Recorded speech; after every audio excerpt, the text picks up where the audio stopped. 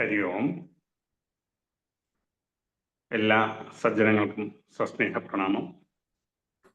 കൃഷ്ണമന്ത്രി നയിക്കുന്ന ലളിത സഹസ്രനാമ പഠന class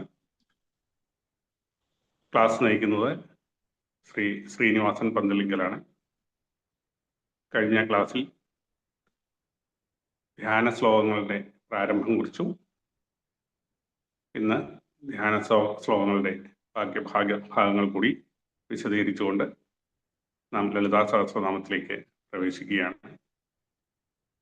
class നയിക്കുന്നതിന് മാഷിനെ സ്നേഹാദരപൂർവ്വം സ്വാഗതം ചെയ്യുന്നു. നമസ്തേ മാഷേ. നമസ്തേ തിരുമേനി.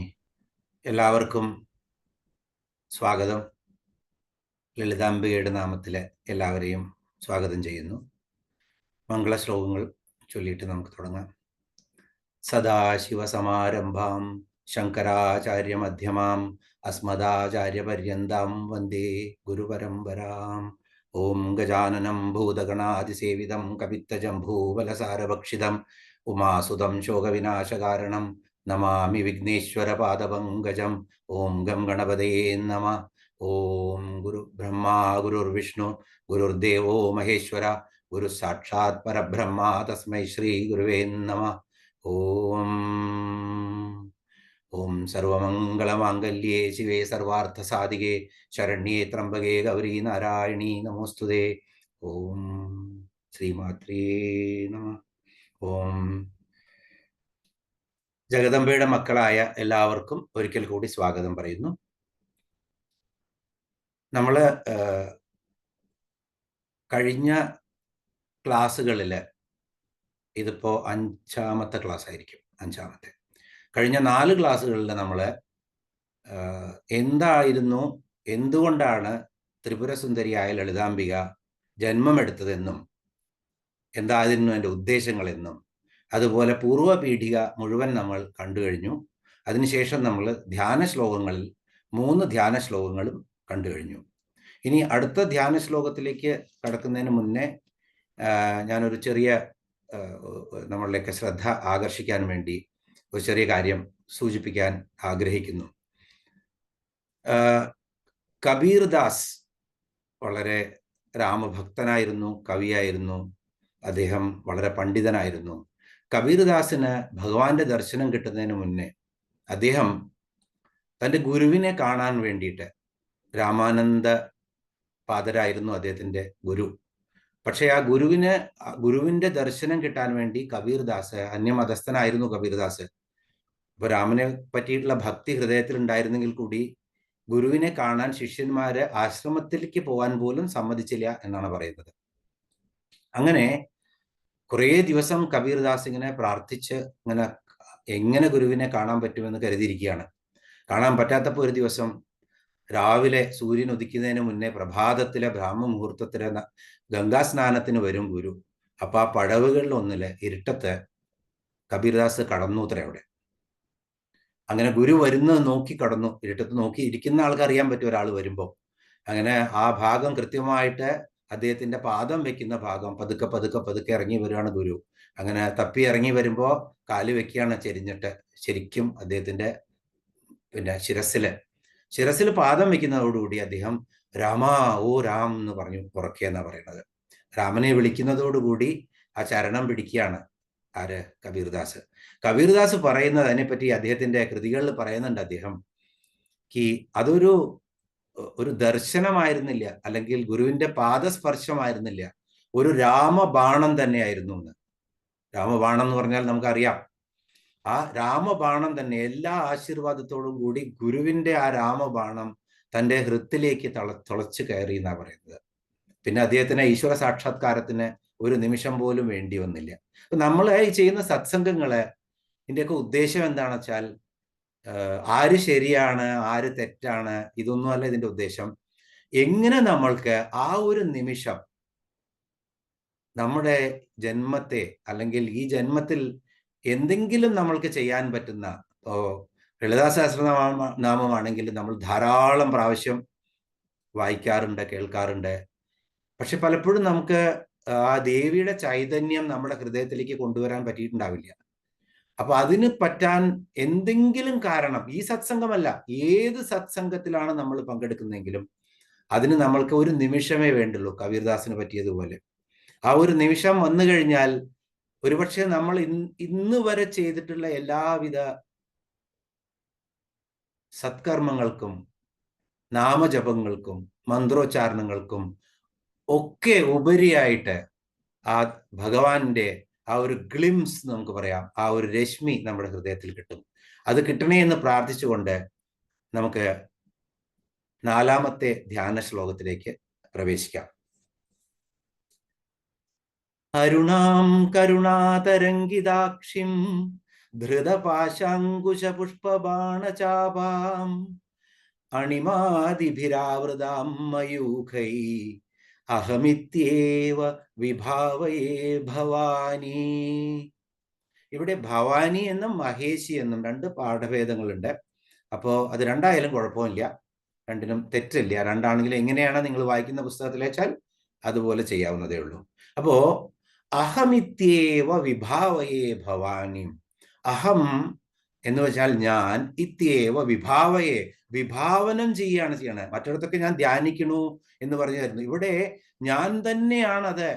എൻ്റെ ആ ദേവിയുടെ സാക്ഷാത്കാരം കിട്ടിയ എൻ്റെ മനസ്സ് തന്നെയാണ് ഞാൻ എന്ന് പൂർണ്ണമായിട്ട് വിശ്വസിച്ചിട്ട് പിന്നെ അദ്ദേഹം നമ്മൾ ഓരോരുത്തരും വിഭാവയേ ഭവാനി എന്ന് പറഞ്ഞിട്ടാണ് ഇവിടെ ഈ ധ്യാന ശ്ലോകത്തില് ഭവാനിയെ കാണുന്നത്. ഇപ്പൊ ഈ 4 ധ്യാന ശ്ലോകങ്ങൾ എടുക്കുമ്പോൾ ഒരൊറ്റ ധ്യാന ശ്ലോകം, രണ്ടാമത്തത് മാത്രമാണ് പീതവസ്ത്രവും അതുപോലെ ഹേമവർണവുമായിട്ട് ദേവിയെ കാണുന്നത്. ബാക്കിയുള്ളിടത്തെ എല്ലാ ശ്ലോകങ്ങളിലും ത്രിപുരസുന്ദരിയുടെ വർണ്ണം എന്ന് പറഞ്ഞാൽ അരുണാഭയാണ്. ആ ഒരു സൂര്യന്റെ ആ പ്രഭ തന്നെയാണ്, ആ കുങ്കുമവർണ്ണമാണ്, അല്ലെങ്കിൽ നല്ല ചുവപ്പ് നിറം തന്നെയാണ്. അപ്പോ ഈ ശ്ലോകം വളരെ കൃത്യതയുള്ള ശ്ലോകമാണ് ജഗദംബിയെ നമ്മുടെ മനസ്സിൽ പ്രതിഷ്ഠിക്കാനുള്ളത്. അപ്പൊ എന്താണ് പറയുന്നത്? ഞാൻ എന്നെ തന്നെ, എൻ്റെ മനസ്സിൽ ഞാൻ എന്ന രൂപമായിട്ട് തന്നെ ദേവിയെ ഞാൻ കാണുന്നു. വിഭാവയേ ഭവാനി. ഭവാനി എന്ന് പറഞ്ഞാൽ ഭവൻ ശിവനാണ്. അപ്പോ ആ ശിവന്റെ പത്നി, ശിവപത്നിയായിട്ടുള്ള ത്രിപുരസുന്ദരി അല്ലെങ്കിൽ കാമേശ്വരി, കാമേശ്വരന്റെ പത്നിയായ കാമേശ്വരി, അല്ലെങ്കിൽ ഇപ്പോ നമ്മള് ഭവം എന്ന് പറഞ്ഞ ഭവസാഗരം തന്നെയാണ്.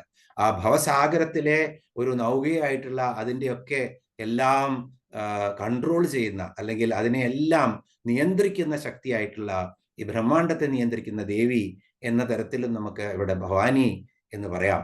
അപ്പോൾ ആ ഭവാനിയെ ഞാൻ എൻ്റെ മനോമുകുരത്തിൽ ഞാൻ തന്നെ എന്ന് കരുതി വിഭാവന ചെയ്യുന്നു. എന്നിട്ടോ എങ്ങനെ വിഭാവന ചെയ്യുന്ന?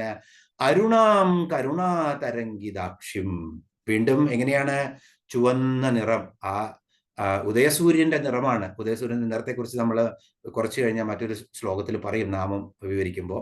അപ്പോ അരുണാം കരുണാതരംഗിതാക്ഷിം, അങ്ങനെയുള്ള ചുവന്ന നിറമുള്ള ആ ദേവിയുടെ രൂപം ഇങ്ങനെ തരംഗമായിട്ട് കരുണ ഇങ്ങനെ ഒഴുകിയും കൊണ്ടിരിക്കുകയാണ്. തരംഗം നിറഞ്ഞ അക്ഷികളാണ് ദേവിയുടെ, അരുണവർണ്ണമാണ് ദേവിയുടെ അരുണാം. അത് കഴിഞ്ഞാലോ കരുണാതരംഗിതാക്ഷിം. എല്ലായിടത്തും നമ്മൾ പറഞ്ഞു ശാന്തമൂർത്തിയാണെന്ന് പറഞ്ഞു നമ്മള്, അതുപോലെ തന്നെ സ്മേരവദനയാണെന്ന് പറഞ്ഞു നമ്മളെ. ഇവിടെ എന്താണ് പറയുന്നത്? കരുണ ഇങ്ങനെ തരംഗം പോലെ. ഇപ്പൊ ഒരു കടൽ തീരത്ത് നമ്മൾ ചെന്ന് കഴിഞ്ഞാൽ ഇങ്ങനെ അല ഒതുങ്ങുകയില്ല, ഒന്ന് കുറഞ്ഞു കൂടിന്ന് വരും, പക്ഷെ ഒരിക്കലും അല സാഗരത്തിന്റെ ഒതുങ്ങില്ല. അപ്പൊ ഒരു തരംഗമാണ്. ആ തരംഗങ്ങൾ ഇങ്ങനെ അലയടിച്ചുകൊണ്ടേയിരിക്കുകയാണ്. അങ്ങനെ അരുണാം കരുണാ തരംഗിതാക്ഷിം, അങ്ങനെയുള്ള അക്ഷികളാണ് ദേവിയുടെ കരുണാർദ്രമായ തരംഗമാലകളുടെ അക്ഷികള്. പിന്നെയോ ധൃതപാശാങ്കുശ പുഷ്പബാണചാപാം. ധൃതം എന്ന് പറഞ്ഞാൽ ധരിച്ചിരിക്കുന്നു. എന്താണ് ദേവി കൈകളിൽ ധരിച്ചിരിക്കുന്നത്? ഇവിടെ 4 കാര്യങ്ങൾ പറയുന്നുണ്ട്. അപ്പോ ദേവി ചതുർഭുജയാണ് ഇവിടെ. എന്തൊക്കെയാണ് ദേവി 4 കൈകളിൽ ധരിച്ചിരിക്കുന്നത്? 2 പിറകിലുള്ള കൈകളും 2 മുന്നിലുള്ള കൈകളും. പിറകിലുള്ള കൈകളിൽ ഒന്നിലെന്താണ്? പാശവും അങ്കുശവും. ധൃതം ധരിച്ചിരിക്കുന്നു. പാശ അങ്കുശ. പാശം എന്ന് പറഞ്ഞു കഴിഞ്ഞാൽ ഒരു കയറാണ്. നമുക്കറിയാം രാഗസ്വരൂപ പാശാഢ്യ എന്നുള്ള നാമം വരുമ്പോൾ നമ്മൾ വളരെ വിശദമായിട്ട് അവിടെ വിശദീകരിക്കാം.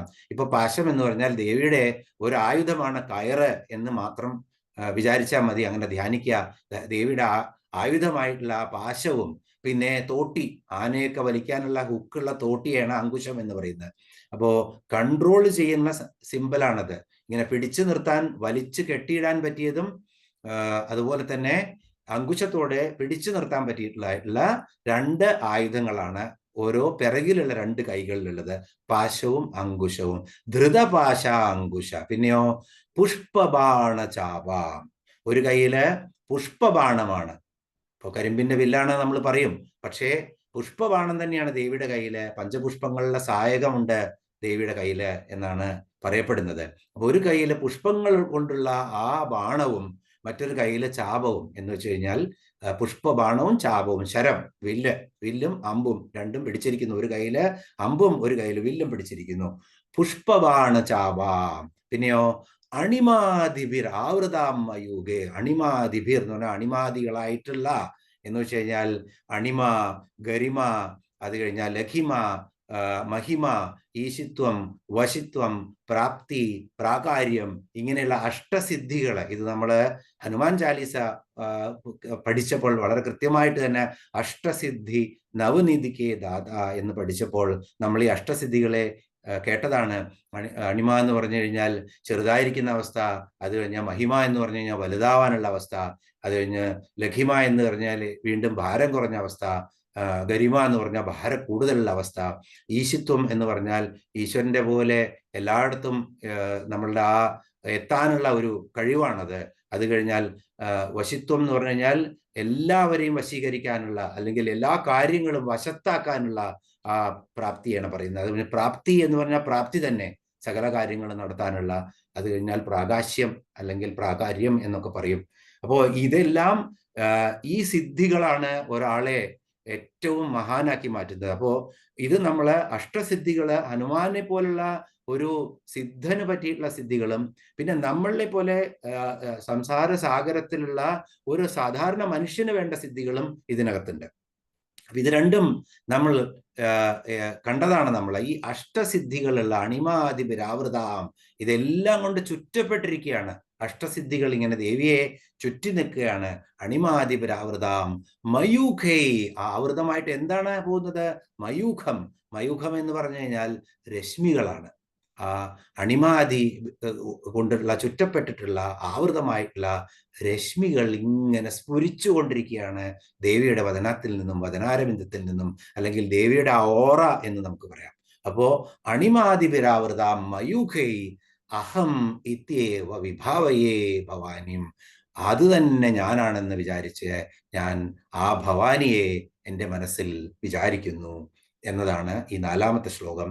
അരുണം കരുണാതരംഗിതാക്ഷിം ധൃതപാശാങ്കുശപുഷ്പബാണചാപാം അണിമാതിഭിരാവൃതാം മയൂഖൈ അഹമിത്യേവ വിഭാവയേ ഭവാനിം. ഓം. ഇവിടുന്ന് നമ്മള് ലളിതാ സഹസ്രനാമത്തിൽ പ്രവേശിക്കുകയാണ് ഇവിടുന്ന് അങ്ങോട്ട്. അപ്പോ ലളിതാ സഹസ്രനാമത്തിനെ പറ്റി നമ്മൾ ഒരുപാട് ഇതിനു മുന്നേയും പറഞ്ഞു. ഇതൊരു മഹാമാലാ മന്ത്രമാണ്. ശരിക്കും ഇതുപോലെ ഒരു സഹസ്രനാമവും ഇന്നുവരെ ഈ ഭൂമുഖത്ത് ഉണ്ടായിട്ടില്ല. കാരണം എന്തെന്ന് വെച്ച് കഴിഞ്ഞാൽ ഇതിനകത്ത് ഒരു പ്രാവശ്യം ലളിതാ സഹസ്രനാമത്തിന്റെ നാമാർത്ഥങ്ങളും അതിന്റെ ഒരു തലം കൂടി ഉള്ളിലേക്കുള്ള അർത്ഥം, അതിന് 100 തലങ്ങളില്, ഇപ്പോ ശ്രീമാത എന്നുള്ളതിന് 1000 അർത്ഥങ്ങൾ പറഞ്ഞ പണ്ഡിതനുണ്ടത്രേ. അപ്പോ അതൊന്നും നമുക്ക് അത്രയും ചിന്തിക്കാനേ പറ്റില്ല നമ്മളെ പോലത്തെ ആളുകൾക്ക്. അപ്പൊ നമ്മൾക്ക് വേണ്ടത് ഒരു തലം ഉള്ളിലേക്ക്, അത്രയും കിട്ടിയാൽ മതി നമുക്ക്. അപ്പൊ ആ 2 ഭാവങ്ങളും നമ്മൾ കണ്ടു കഴിഞ്ഞാൽ നമുക്ക് കിട്ടുന്നത് എന്താണ്? ഈ സനാതന ധർമ്മത്തിൽ എന്തെല്ലാം പറഞ്ഞിട്ടുണ്ടോ അതിൻ്റെ എല്ലാം ഒരു ഗ്ലിംസ്, അതിൻ്റെ ഒരു ചെറിയ ഒരു പാക്കറ്റ് നമുക്ക് കിട്ടും. പിന്നെ ഒരു കാര്യവും നമുക്ക് അപ്രാപ്യമാണ് അല്ലെങ്കിൽ നമ്മൾ കേട്ടിട്ടില്ല എന്ന് നമുക്ക് പറയാൻ പറ്റില്ല, നമുക്ക് അവിടെ എത്തിപ്പെടാൻ പറ്റില്ല എന്ന് നമുക്ക് പറയാൻ പറ്റില്ല. എല്ലാം വരും. ഞാൻ വീണ്ടും വീണ്ടും ആവർത്തിക്കുകയാണ്, വേദങ്ങളും ഉപനിഷത്തും മന്ത്രവും തന്ത്രവും അതുപോലെ എല്ലാ രൂപങ്ങളും പഞ്ചഭൂതങ്ങളും ബ്രഹ്മാണ്ടത്തിലെ സൃഷ്ടി ചൈതന്യത്തിന്റെ എല്ലാ വശങ്ങളും എല്ലാം ഇതിൽ ആവാഹിച്ച് വെച്ചിരിക്കുകയാണ്. അത്രയും പ്രിസൈസ് ആണ്, ക്രിസ്പാണ്. ഇതിനകത്ത് ഒരു നാമമോ ഒരു ശബ്ദം പോലും, ഇപ്പൊ പല സഹസ്രനാമങ്ങളിലും ച എന്നും അതുപോലത്തെ കൂട്ടി യോജിപ്പിക്കാനുള്ള കുറെ ശബ്ദങ്ങളൊക്കെ ഉണ്ടാവും. അതൊന്നും ഇവിടെ എവിടെയില്ല. അപ്പോ നമുക്ക് ശ്രദ്ധിക്കാനുള്ളത് ഈ ഒരു കാര്യം നമ്മൾ ഓർത്ത് നമ്മൾ ഈ എപ്പോഴും നമ്മൾ ദേവിയുടെ ആ രൂപം മനസ്സിൽ ധ്യാനിച്ചതിന് ശേഷം നമ്മൾ ഈ സഹസ്രനാമം തുടങ്ങണം. 1 മിനിറ്റ് പലരും പല വ്യാപാരങ്ങളിലായിരിക്കും, വൈകുന്നേരം ഭക്ഷണം കഴിക്കേണ്ട സമയമൊക്കെയാണ്, എല്ലാവരും തിരക്കിലായിരിക്കും. എന്നാലും ആ തിരക്കൊക്കെ ഒരു നിമിഷം നമ്മൾ അത് അവിടെ നിർത്തിവെക്കുന്നു. നമുക്കൊരു ഇനിയത്തെ ഒരു 30-35 മിനിറ്റ് നേരം നമുക്ക് ശ്രദ്ധിക്കാം. അതിനുവേണ്ടി നമ്മൾ ദേവിയുടെ ആ ചുവന്ന രൂപം, ഇപ്പൊ ദേവിയെ മുഴുവൻ ഒന്നും നമ്മൾ ധ്യാനിക്കുന്നില്ല, ആ ചുവന്ന രൂപം, ദേവി എന്ന് പറഞ്ഞാൽ അരുണിമയാണ്, ആ ചുവന്ന രൂപം ഇങ്ങനെ പരന്നു നിൽക്കുകയാണ്. അത് നമ്മുടെ ഹൃദയത്തിലേക്ക്, ഹൃത്കമലത്തിലേക്ക് നമ്മൾ ആവാഹിക്കുകയാണ്. ദേവിയുടെ എവിടെയും ചുവപ്പ്, കണ്ണടച്ചിട്ട് ഒരു നിമിഷ നേരം ആ ചുവപ്പ്, കടും ചുവന്ന നിറം അങ്ങനെ, അല്ലെങ്കിൽ ആ പ്രഭാത സൂര്യന്റെ ആ ചുവപ്പും കുങ്കുമവർണ്ണവും ചേർന്നിട്ടുള്ള ആ നിറം, അത് നമ്മുടെ ഹൃദയത്തിലേക്ക് ആവാഹിച്ച് നമുക്ക് തുടങ്ങാം. ഇപ്പോ ഒരു സൂചനയായിട്ട് പറയുകയാണെങ്കിൽ 67 നാമങ്ങള് ഇവിടെ 8 സ്വരാക്ഷരങ്ങളിലാണ് തുടങ്ങുന്നത്. അതുപോലെ തന്നെ 933 നാമങ്ങള് 25 വ്യഞ്ജനാക്ഷരങ്ങളിലാണ് തുടങ്ങുന്നത്. ഇത് രണ്ടും കൂടി കഴിഞ്ഞാൽ 1000 നാമങ്ങളായി. അപ്പൊ നമ്മൾ വായിക്കുമ്പോൾ പ്രത്യേകം ശ്രദ്ധിക്കണം. ഈ നാമങ്ങളെ ഞാൻ ഒന്ന് വായിച്ചു പറയാം. 2 നാമങ്ങളുള്ള 2 അക്ഷരങ്ങളുള്ള 72 നാമങ്ങളുണ്ട്. 3 അക്ഷരങ്ങളുള്ള 139 നാമങ്ങളുണ്ട്. 4 അക്ഷരങ്ങളുള്ള 281 നാമങ്ങളുണ്ട്. അതാണ് ഏറ്റവും കൂടുതൽ 4 അക്ഷരങ്ങളുള്ള നാമങ്ങളാണ്.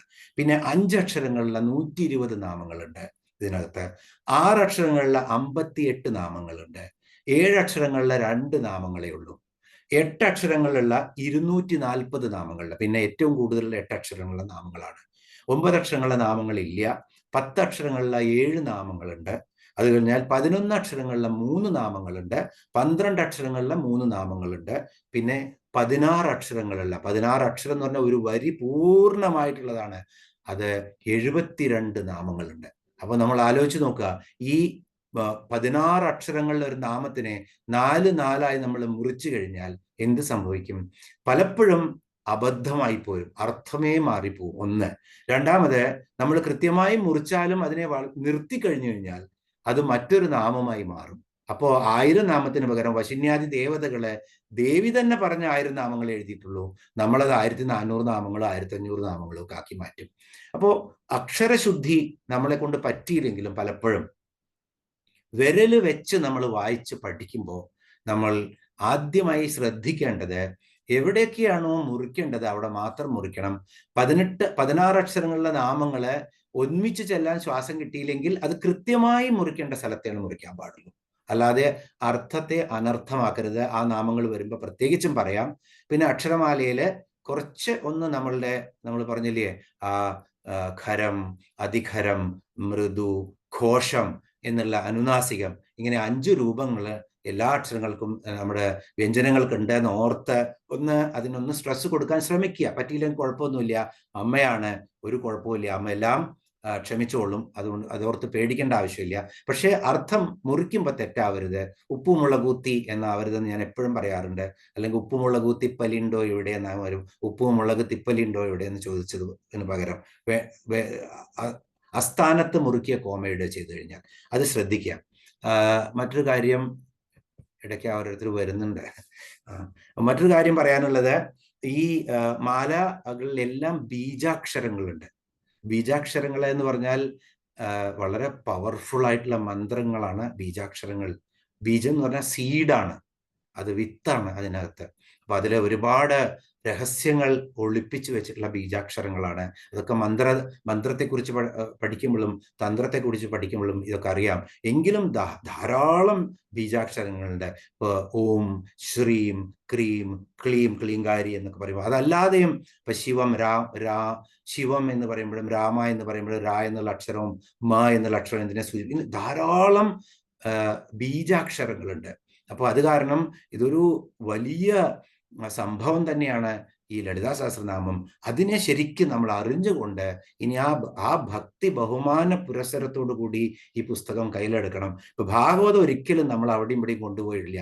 കാരണം നമുക്കറിയാം, ശ്രീമദ് ഭാഗവതാഖ്യോയം പ്രത്യക്ഷ കൃഷ്ണ ഏവഹി എന്നാണ് പറഞ്ഞിരിക്കുന്നത്. പ്രത്യക്ഷമായിട്ട് കൃഷ്ണൻ തന്നെയാണ്.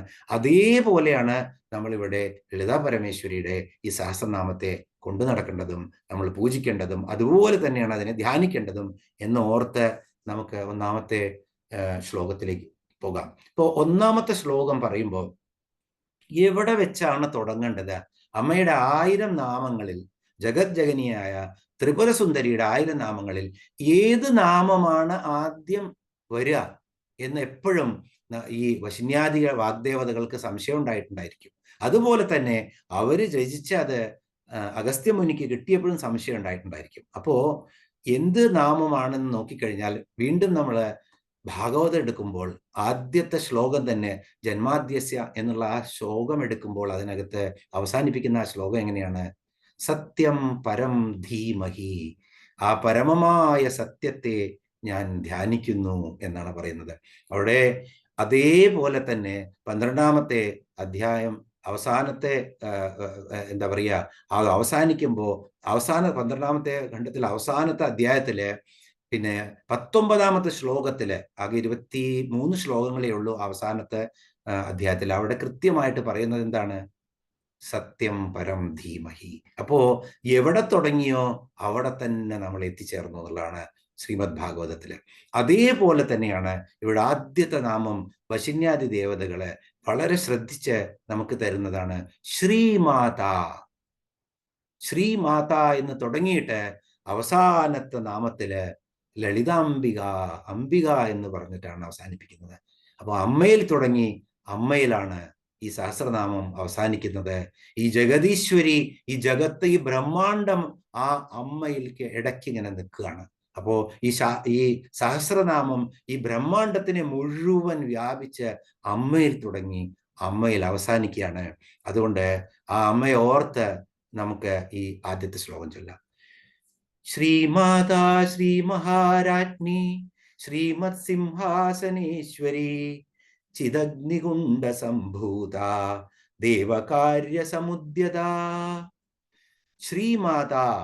അപ്പോ ഇത് 2 തരത്തിൽ ഉണ്ടെന്ന് നമ്മൾ പറഞ്ഞു. ഒന്ന് ശ്ലോകരൂപത്തില് നമുക്ക് നാമമന്ത്ര ശ്ലോകങ്ങളായിട്ട് ചൊല്ലാം, അല്ലെങ്കിൽ നാമമന്ത്രങ്ങളായിട്ട് പുഷ്പാർച്ചനയോടുകൂടി ഓം എന്ന് പറഞ്ഞ് നമഃ എന്ന് പറഞ്ഞ് നമുക്ക് ചെയ്യാം. അപ്പോ ശ്രീമാതാ എന്നുള്ള ഓം ശ്രീ മാത്രേ നമഃ എന്നായി മാറും. ഓം ശ്രീ മഹാരാജ്ഞേ നമഃ, ഓം ശ്രീമത് സിംഹാസനീയ നമഃ. അങ്ങനെ ഓരോരോ നാമങ്ങളും വ്യത്യസ്തമായി മാറും. ഇവിടെ നമ്മൾ നാമങ്ങളെ വ്യത്യസ്തമായി എല്ലാ നാമങ്ങളും നമ്മൾ പഠിക്കും. പക്ഷെ നമ്മൾ ശ്ലോകരൂപത്തിലാണ് എന്നും ചൊല്ലുന്നത് പോലെ തന്നെയാണ് ചെയ്യുന്നത്. ഇവിടെ ഈ ആദ്യത്തെ ശ്ലോകത്തില് 5 നാമങ്ങളാണുള്ളത്. ഓരോ നാമങ്ങളും നമുക്ക് കാണാം. ആദ്യത്തേത് ശ്രീമാത.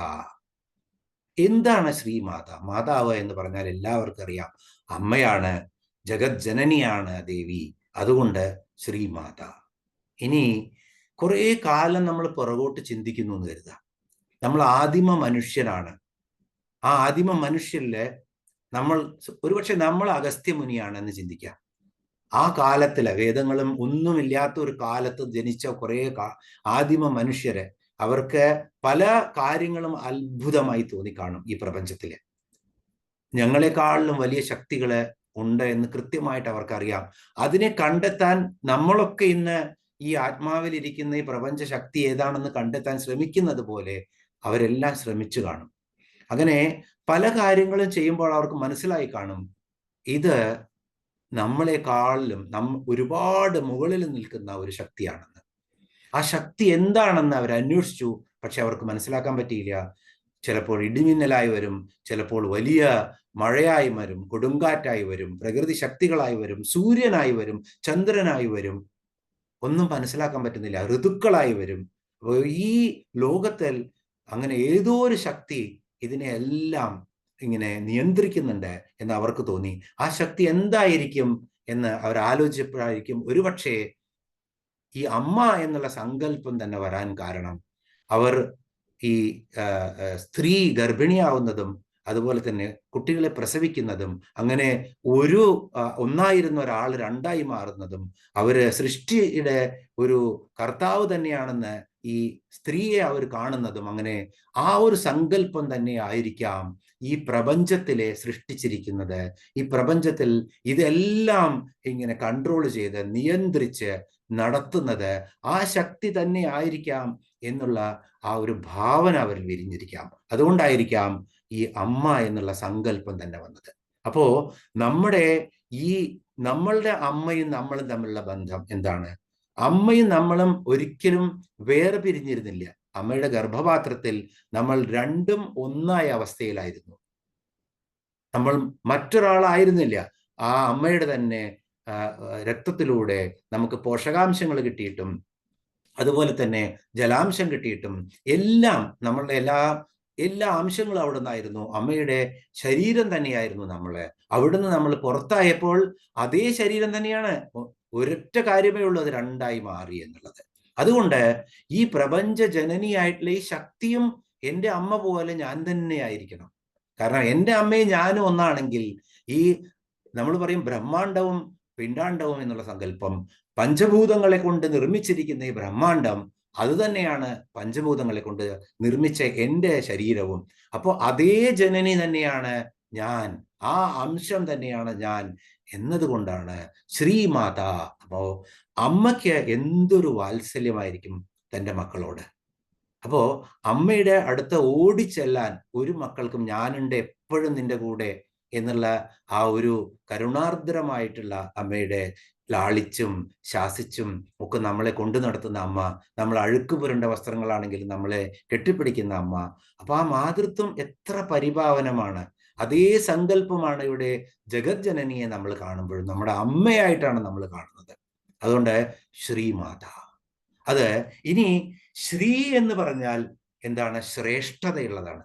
അപ്പോ ശ്രീചക്രം, ശ്രീവിദ്യാമന്ത്രം, അതുപോലെ തന്നെ ശ്രീപുരം, ശ്രീനഗരത്തിൽ ശ്രീപുരത്താണ് അമ്മ ഇരിക്കുന്നത്. അപ്പൊ ശ്രീ എന്നുള്ളത് ശാക്തേയം, ശക്തിയെ പ്രതിനിധീകരിക്കാൻ എപ്പോഴും അതിൻ്റെ ആ മഹിമ വർണ്ണിക്കാൻ വേണ്ടി ഉപയോഗിക്കുന്ന ഒരു പദമാണ് ശ്രീ എന്നുള്ളത്.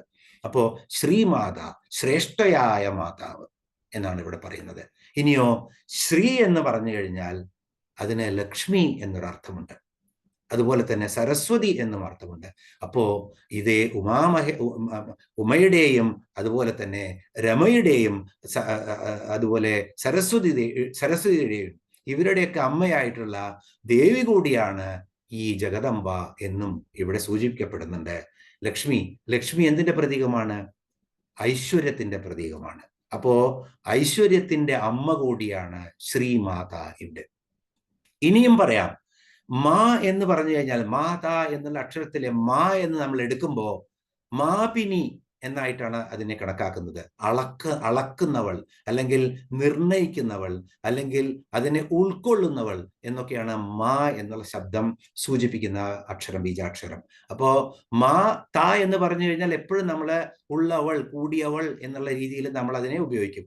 അപ്പോ ഇവിടെ ശ്രീമാത എന്ന് പറഞ്ഞു കഴിഞ്ഞാൽ ആ ശ്രീയെ ഉൾക്കൊള്ളുന്നവൾ. എല്ലാ ഐശ്വര്യങ്ങളും അമ്മയുടെ കാൽക്കീഴിലാണ് നമ്മൾ കണ്ടു കഴിഞ്ഞിരുന്നു. അപ്പോ അങ്ങനെയും നമ്മൾ ഈ അമ്മ ശ്രീമാതാവായി മാറുന്നു. ഇനി ശ്രീകണ്ഠൻ എന്ന് കേട്ടിട്ടുണ്ട്. എങ്ങനെയാണ് സദാശിവന് ശ്രീകണ്ഠൻ എന്ന് പേര് വന്നത്?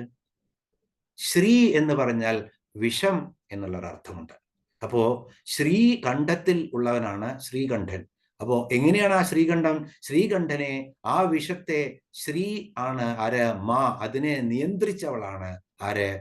ജഗജ്ജനനിയായ ഈ കാമേശ്വരി. അപ്പോ സാക്ഷാൽ പരമശിവന്റെ കണ്ഠത്തിലുള്ള ആ ശ്രീയെ നിയന്ത്രിച്ചവളാണ് മാ, നിയന്ത്രിച്ചവളാണ് ആര്? ഈ മാതാ, നമ്മളുടെ ജഗജ്ജന്യായ ഈ അംബിക. അപ്പൊ ഇങ്ങനെ ഒരുപാട് അർത്ഥ തലങ്ങളുണ്ട് ശ്രീമാത എന്നുള്ളതിന്. അപ്പൊ നമുക്ക് മനസ്സിലാക്കാം ഇത്രയും നമ്മളും അമ്മയും തമ്മിൽ വ്യത്യാസമില്ല. നമ്മൾ അമ്മയുടെ അടുത്ത് എപ്പോഴും നമുക്ക് പോവാം. ഞാനുണ്ട് എൻ്റെ മകനെ, ഞാനുണ്ട് എൻ്റെ മകളെ, ആപതി കിങ്കരണീയം സ്മരണീയം ചരണയുഗളമമ്പായാം എന്നുള്ള ആ സ്മരണ നമ്മൾക്ക് എപ്പോഴും നമുക്ക് ഉപയോഗിക്കാം എന്ന് കരുതിയിട്ട് നമ്മൾ ആദ്യത്തെ നാമത്തെ ഇവിടെ തൊട്ട് നമസ്കരിച്ച് ഇവിടെ വെക്കുന്നു, ശ്രീമാത.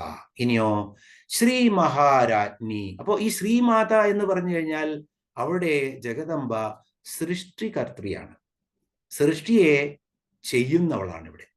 അതുകൊണ്ടാണ് ശ്രീമാത. ഇനി അടുത്ത നാമം എന്താണ്? ശ്രീ മഹാരാജ്ഞി. ശ്രീ മഹാരാജ്ഞിയാണ്. ഇപ്പൊ ഭാവം മാറുന്നത് കാണൂ. ആദ്യത്തെ ലാളനയായിരുന്നു, വളരെ മമതയുള്ള അമ്മയായിരുന്നു. ഇപ്പൊ ആ അമ്മ ആര് കൂടിയാണ്? ശ്രീ മഹാരാജ്ഞിയാണ്.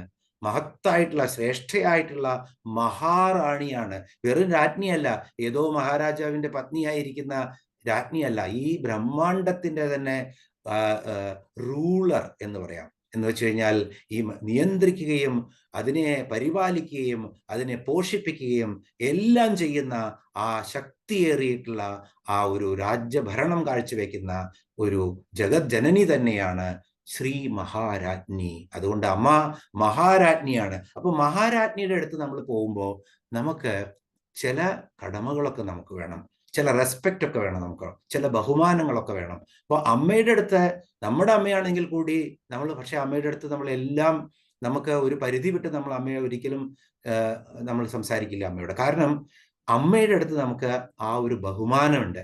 ഇവിടെ അമ്മ രാജ്ഞി കൂടിയാണ്. അപ്പൊ എത്ര ബഹുമാനത്തോടു കൂടിയാണ് നമ്മൾ ഈ ജഗജ്ജനനിയെ സമീപിക്കേണ്ടത് എന്നിവിടെ സൂചിപ്പിക്കുന്നു. പിന്നെ അമ്മയുടെ പവർ കാണിക്കുകയാണ് അവിടെ. എന്തൊരു ശക്തിയാണ്! ഈ ബ്രഹ്മാണ്ടത്തെ മുഴുവൻ തൻ്റെ ആജ്ഞയാൽ നിയന്ത്രിച്ചു നിർത്തുന്ന മഹാരാജ്ഞിയാണ് അമ്മ എന്നാണ് പറയുന്നത്. ഇനി ഇവിടെ ഈ ശ്രീ മഹാരാജ്ഞി എന്നുള്ള ഈ നാമത്തിന്റെ മറ്റൊരു പ്രത്യേകത എന്താണെന്ന് വെച്ചാൽ, കാത്തുരക്ഷിക്കുന്നവളാണ് ആര്? മഹാരാജ്ഞി. അപ്പൊ ഏത് രാജാവാണെങ്കിലും ആ രാജാവിന്റെ കടമ എന്താണ്? പ്രജകളെ കാത്തുരക്ഷിക്കുക എന്നുള്ളത്. അപ്പൊ ഇവിടെ ദേവിയുടെ ഉത്തരവാദിത്തമാണ്. അപ്പൊ ദേവിയുടെ ആരാണ്? ആദ്യത്തെ നാമത്തിൽ ദേവി നമ്മളുടെ മമതയായിരുന്നു, ദേവി നമ്മളെ സൃഷ്ടികർത്തിയായിരുന്നു. ഇവിടെ പരിപാലനം ചെയ്യുന്ന ആരാണ്? ഇവിടെ പാലനകർത്തിയാണ് ഇവിടെ ദേവി.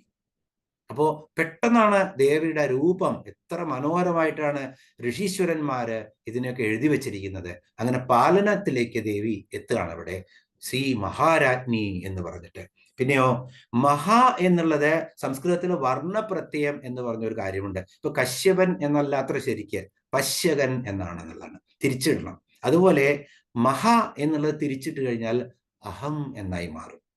അപ്പോ അഹം എന്ന് പറഞ്ഞു കഴിഞ്ഞാൽ സ്വയം ആ പരമബോധമാണ് അഹം എന്ന് നമ്മൾ കണ്ടു.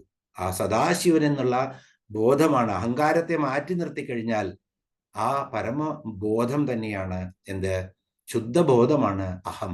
ആ അഹം തന്നെയാണ് ആര്? ഇവിടെ ഈ മഹാരാജ്ഞിയായിട്ട് വിളങ്ങുന്നത്. അപ്പൊ നമ്മൾക്ക് ഉള്ളിലൊക്കെയും ആ അഹംബോധമുണ്ട്. അതിനെ നമ്മൾ ശുദ്ധീകരിച്ചെടുത്തു കഴിഞ്ഞാൽ അത് ഈ മഹാറാണിയുടെ പ്രതിഫലനമാക്കി നമ്മൾക്ക് മാറ്റാം എന്നുള്ള ഒരു സൂചന കൂടെയാണ് ഇവിടെ. അപ്പോ മഹാറാണി എല്ലാവരെയും കാത്തുരക്ഷിക്കുന്ന രാജ്ഞിയാണ് ഇവിടെ. അതാണ് ദേവിയുടെ ജോലി. അപ്പൊ ദേവി ആരാണ് എന്ന് നമ്മൾ കണ്ടു. ദേവിയുടെ, ഈ അമ്മയുടെ എന്താണ് അവരുടെ കർത്തവ്യം എന്ന് നോക്കിക്കഴിഞ്ഞാൽ ഈ ലോകപാലനം തന്നെയാണ് അമ്മയുടെ കർത്തവ്യം. അതാണ് അടുത്ത്. അപ്പൊ വളരെ സരളമായിട്ട് നമുക്ക് ഇങ്ങനെ മുന്നിലോട്ട് പോവാം. അമ്മയെ അറിഞ്ഞു നമ്മള്, അത് കഴിഞ്ഞ് അമ്മയുടെ എന്താണ് അമ്മയുടെ പ്രധാനപ്പെട്ടിട്ടുള്ള കർത്തവ്യം എന്ന് കണ്ടു കഴിഞ്ഞാൽ, ഇനി നമ്മൾ മുന്നോട്ട് പോകുമ്പോൾ ശ്രീമത് സിംഹാസനേശ്വരി മൂന്നാമത്തെ നാമമാണ്. അപ്പൊ അമ്മ എവിടെയാണ് ഇരിക്കുന്നത്? ശ്രീമത് സിംഹാസനേശ്വരി, സിംഹാസനത്തിന്റെ മുകളിലാണ് അമ്മ ഇരിക്കുന്നത്. ശ്രീമത്തായിട്ടുള്ള, വീണ്ടും മഹത്തായിട്ടുള്ള, ശ്രേഷ്ഠമായിട്ടുള്ള ഒരു സിംഹാസനം. അപ്പൊ സിംഹാസനത്തിന് പൊതുവെ സിംഹത്തിന്റെ കാലുകളെ പോലെ 4 കാലുകൾ ഉണ്ടാവും. സിംഹത്തിന്റെ ആ മുഖം ഡെപ്പിക്റ്റ് ചെയ്യുന്ന പിറകുവശവും അല്ലെങ്കിൽ 2 കൈകളും ഉണ്ടായിരിക്കും. അങ്ങനെ ഉയർന്നിട്ടുള്ള ശ്രേഷ്ഠമായിട്ടുള്ള ഒരു ആസനമായിരിക്കും. അതിലാണ് സിംഹാസനസ്ഥയായിരിക്കുക.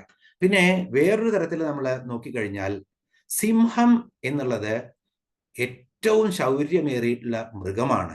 അപ്പൊ ദേവിയുടെ ആ ശൗര്യതയെ സൂചിപ്പിക്കുകയാണ് സിംഹാസനേശ്വരി എന്ന് പറഞ്ഞിട്ടുള്ള ആ പദത്തില്. അതുപോലെ സിംഹവാഹിനിയായിട്ടാണ് ദേവി പല അവതാരങ്ങളും എടുത്തിരിക്കുന്നത്.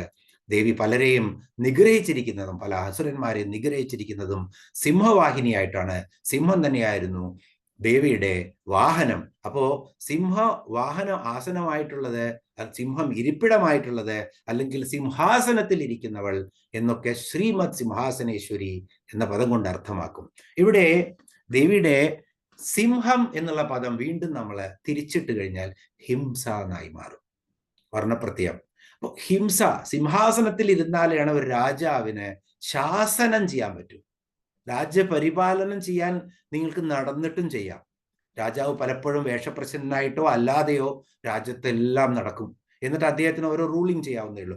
ശാസന ചെയ്യണം. ശാസന എന്ന് പറഞ്ഞാൽ ഒരു തരത്തിൽ ശിക്ഷയാണ്. ആ ശിക്ഷിക്കണമെന്നുള്ള അധികാരം അദ്ദേഹത്തിന്റെ സിംഹാസനത്തിൽ ഇരുന്നാൽ മാത്രമേ ഉള്ളൂ. അതുതന്നെയാണ് ഇവിടെ ദേവി ഈ മഹാറാണിയാകുന്നു, അമ്മയാകുന്നു, മഹാറാണിയാകുന്നു. മൂന്നാമത്തെ പദത്തിൽ എത്തുമ്പോൾ ദേവി സിംഹാസനാരൂഢയായിട്ട് ദേവിയുടെ ശിക്ഷ നടപ്പാക്കാൻ പറ്റുന്ന ആ രൂപത്തിൽ ദേവി സംഹാര രൂപിണിയായി മാറുന്നു എന്നുകൂടിയുള്ള സൂചനയുണ്ട്. അപ്പൊ 3 നാമം കൊണ്ട് തന്നെ സൃഷ്ടിയും സ്ഥിതിയും സംഹാരവും അളന്നു കഴിഞ്ഞു നമ്മള്. നമുക്ക് വിക്രമാദിത്യനെ കുറിച്ചൊക്കെ അറിയാം. അദ്ദേഹം ആ സിംഹാസനത്തിൽ ഇരുന്നു കഴിഞ്ഞാൽ അദ്ദേഹം വളരെ വ്യത്യസ്ത രൂപത്തിലാണ്, ഭാവത്തിലാണ് അറിയപ്പെടുന്നത്. അപ്പോ ഈ ഒരു ഭാവം കൂടി ദേവിക്കുണ്ട് എന്ന് നമുക്ക് ഈ ശ്രീമത് സിംഹാസനേശ്വരി എന്നുള്ള ഈ നാമത്തിൽ നിന്നും മനസ്സിലാക്കാം. അപ്പോ ശ്രീമാത ഒന്നാമത്തെ നാമം, ശ്രീ മഹാരാജ്ഞി രണ്ടാമത്തെ നാമം, ശ്രീമത് സിംഹാസനേശ്വരി മൂന്നാമത്തെ നാമം. ഇനിയോ ദേവി എവിടുന്നാണ് വന്നത് എന്നാണ് അടുത്ത ചോദ്യം. വളരെ സരളമായിട്ടാണ് നമ്മൾ പോകുന്നത്. എവിടുന്നാണ് ദേവി വന്നത്? ചിദഗ്നികുണ്ഡ സംഭൂത. ചിദഗ്നി, ചിത്താകുന്ന അഗ്നി, അതിൽ നിന്നാണ് സംഭൂതയായവൾ എന്ന് വെച്ചാൽ പ്രകടയായവൾ. ചിദഗ്നികുണ്ഡ സംഭൂത, ചിത്താകുന്ന അഗ്നിയിൽ നിന്നും പ്രകടയായവളാണ് ദേവി. എന്താണ് ചിത്താകുന്ന അഗ്നി? നമ്മൾ ഇതിൻ്റെ 2 തലങ്ങളിൽ നമ്മൾക്ക് പോകാൻ പറ്റും. ഒന്ന് വ്യക്തിപരമായിട്ടുള്ള തലം, അത് നമ്മൾ പിന്നെ കാണും. രണ്ടാമത്തത് ഇതിൻ്റെ സമഷ്ടി തലം. സമഷ്ടി തലത്തില് എന്താണ് നമ്മൾ കാണുന്നത്? സമഷ്ടി തലത്തില് ദേവി സമഷ്ടി തലത്തില് ദേവി എങ്ങനെയാണ് വന്നത് എന്ന് നമ്മൾക്കറിയാം. ഇന്ദ്രപ്രസ്ഥത്തിലാണത്രേ ആ സ്ഥലം. ഇന്ദ്രപ്രസ്ഥത്തിൽ വെച്ചിട്ടാണ് ഈ ത്രിപുരസുന്ദരിയെ പ്രത്യക്ഷമാക്കാൻ വേണ്ടി ദേവന്മാര് ഭണ്ഡാസുരനാൽ വളരെയധികം കഷ്ടപ്പെട്ട് സ്വർഗത്തിൽ നിന്നും നിഷ്കാസിതരായിട്ടുള്ള ദേവന്മാര് ഈ ത്രിപുരസുന്ദരിയെ പ്രസാദിപ്പിക്കാൻ വേണ്ടി യാഗം നടത്തി. എത്ര യാഗം നടത്തിയിട്ടും അവർക്ക് ഒന്നും ചെയ്യാൻ പറ്റിയില്ല. ദേവി പ്രസാദിക്കുന്നില്ല. അപ്പൊ ഓരോ ഇന്ദ്രിയങ്ങളും ഇങ്ങനെ അരിഞ്ഞ് ഹോമിക്കുകയാണത്രേ അഗ്നികുണ്ഡത്തില്. അങ്ങനെ എല്ലാ ഇന്ദ്രിയങ്ങളും ഹോമിച്ചിട്ടും വരാത്തപ്പോ സ്വയം ആഹുതി ചെയ്യാൻ ഇന്ദ്രൻ തയ്യാറാവുമ്പോഴാണ് ആ ചിദഗ്നികുണ്ഡത്തിൽ നിന്ന്, ആ ചിത്താകുന്ന അഗ്നികുണ്ഡത്തിൽ നിന്നും ഇങ്ങനെ ഉയർത്തെഴുന്നേറ്റ് വരികയാണ് ദേവി. അപ്പോ ദേവിയുടെ ആവിർഭാവം എന്ന് പറഞ്ഞാൽ ചിദഗ്നികുണ്ഡത്തിൽ നിന്നാണ്, ഈ യാഗത്തിന്റെ ആ അഗ്നികുണ്ഡത്തിൽ നിന്നാണ്. അപ്പോ ചിദഗ്നി എന്തുകൊണ്ടാണ്? ചിത്താകുന്ന അഗ്നി. നമ്മൾ വ്യക്തിപരമായിട്ട് ചിന്തിച്ചു കഴിഞ്ഞാൽ നമ്മുടെ ഹൃദയത്തിൽ ഒരു ഈ ബ്രഹ്മാണ്ടത്തിലെ ആ ശക്തി ഒളിപ്പിച്ചു വെച്ചിരിക്കുന്ന ഒരു അഗ്നിയുണ്ട്. അഗ്നി സകല വ്യാപിയാണ്. അഗ്നി, ഈ വിഷ്ണുവിന്റെ നാമം പോലും ഇങ്ങനെ വന്നത് എന്തുകൊണ്ടാണെന്ന് വെച്ചാൽ അഗ്നി പോലെ സകല വ്യാപിയാണ് വിഷ്ണു എന്നുള്ളതാണ്. അപ്പോ അഗ്നി സകല വ്യാപിയാണ്. അപ്പൊ നമ്മുടെ ഹൃദയത്തിലും ആ അഗ്നി ഇരിക്കുന്നുണ്ട്. ആ അഗ്നിയെ അരണി കടഞ്ഞ് നമ്മൾ എടുക്കുന്നത് പോലെ നമ്മൾക്ക് ആ സ്ഫുരണത്തെ ഊതി ഊതി ഊതി പുറത്തേക്ക് കൊണ്ടുവന്നു കഴിഞ്ഞാൽ എന്തു പറ്റും? ഈ ഇന്ദ്രിയങ്ങൾ മുഴുവൻ നിഗ്രഹിച്ചു. ഇപ്പൊ ഇന്ദ്രിയങ്ങളെ അരിഞ്ഞിട്ടു എന്ന് വെച്ചാൽ കണ്ണരിഞ്ഞിട്ടു, കാതരിഞ്ഞിട്ടു, മൂക്കരിഞ്ഞിട്ടു ഒന്നുമല്ല അതിന്റെ അർത്ഥം. ശരിക്കും ആലോചിച്ചു കഴിഞ്ഞാൽ ഇന്ദ്രിയങ്ങളുടെ ആ എല്ലാ നമ്മളുടെ ആ കൺട്രോൾ എന്ന് പറഞ്ഞാൽ ഇന്ദ്രിയങ്ങളുടെ നമ്മളുടെ ആ നിയന്ത്രണം നഷ്ടപ്പെട്ട് കഴിഞ്ഞാൽ നമ്മളുടെ കാമവാസനകളിലും അതുപോലെ ലൗകിക വിഷയങ്ങളിലും നമ്മളങ്ങനെ മുങ്ങിപ്പോകുമ്പോൾ നമ്മൾ വഴിതെറ്റുകയാണ്. അപ്പൊ ആ ഇന്ദ്രിയങ്ങളെ എല്ലാം നമ്മൾ ദേവിക്ക് സമർപ്പിച്ചു കഴിഞ്ഞാൽ നമ്മുടെ അകക്കാമ്പിലുള്ള ആ അഗ്നി ഒരു സ്ഫുരണത്തിൽ നിന്നും അത് വെളിപ്പെട്ടിട്ട് അങ്ങനെ ആ ദേവി നമ്മുടെ അകക്കാമ്പിൽ നിന്ന് തന്നെ വരും. അതാണ് ഒരു പക്ഷെ ഇന്ദ്രൻ എല്ലാം കൊടുത്തത് അരിഞ്ഞിടുകയല്ലേ ചെയ്തത്. തൻ്റെ ഇന്ദ്രിയങ്ങളാകുന്ന ആ അഹങ്കാരങ്ങളെ അങ്ങനെ ഒതുക്കി നിർത്തി ദേവിയിൽ സമർപ്പിച്ച് അങ്ങനെ മനസ്സിലുള്ള അഗ്നിയെ ജ്വലിപ്പിച്ചപ്പോൾ ആ ചിത്താകുന്ന അഗ്നികുണ്ഡത്തിൽ നിന്നും ദേവി പ്രത്യക്ഷമായി എന്നാണ് ഇവിടെ പറയേണ്ടത്. അതുതന്നെയാണ് നമ്മൾക്കും പറയാനുള്ളത്. നമ്മുടെ ചിത്താകുന്ന ആ ചുവന്ന രൂപത്തിൽ നമ്മളിങ്ങനെ വെച്ചിരിക്കുന്ന, സങ്കല്പിച്ചു വെച്ചിരിക്കുന്ന ആ ദേവിയെ അവിടെ നിന്ന് നമുക്ക് എടുത്തു കൊണ്ടുവരണം. അതാണ് ആ ചിദഗ്നികുണ്ഡ സംഭൂത എന്ന് പറയുന്നത്. അപ്പോ ശരീരത്തോടുള്ള മമതയെ ഉപേക്ഷിച്ചപ്പോൾ ഇന്ദ്രന് ദേവി പ്രത്യക്ഷയായി. അതുപോലെ തന്നെ ഞാൻ എന്ന് പറഞ്ഞാൽ ഈ ശരീരമാണ് എന്ന് മാത്രം വിചാരിച്ചിരിക്കുന്ന ആ ഒരു ഭാവമെങ്കിലും ചിലപ്പോഴെങ്കിലും സഹസ്രനാമം വായിക്കുമ്പോഴെങ്കിലും നമ്മൾ മാറ്റിവെച്ചു കഴിഞ്ഞാൽ നമ്മൾക്കും ചിത്തത്തിൽ ആ ഒരു സ്ഫുരണം കിട്ടും എന്നുള്ളതാണ് പറയുന്നത്. അപ്പോ ചിദഗ്നികുണ്ഡ സംഭൂത, എന്തിനാണ് ദേവി ഉത്ഭവിച്ചത്, പ്രത്യക്ഷപ്പെട്ടത്, പ്രകടമായത്? ദേവകാര്യ സമുദ്യത, ദേവന്മാരുടെ കാര്യങ്ങൾ സാധിപ്പിക്കാൻ വേണ്ടിയിട്ടാണ് ദേവി ഈ ചിദഗ്നികുണ്ഡത്തിൽ നിന്നും ഉയർത്തെഴുന്നേറ്റത് അല്ലെങ്കിൽ പ്രകടമായത് എന്നാണ് പറയുന്നത്. ദേവകാര്യ സമുദ്യത, ദേവന്മാർക്ക് ഇപ്പൊ എന്തു പറ്റി? നമുക്കറിയാം, അസുരന്മാരാൽ ഈ ഭണ്ഡാസുരനാൽ നിഷ്കാസിതനായിരുന്നു സ്വർഗത്തിൽ നിന്നും.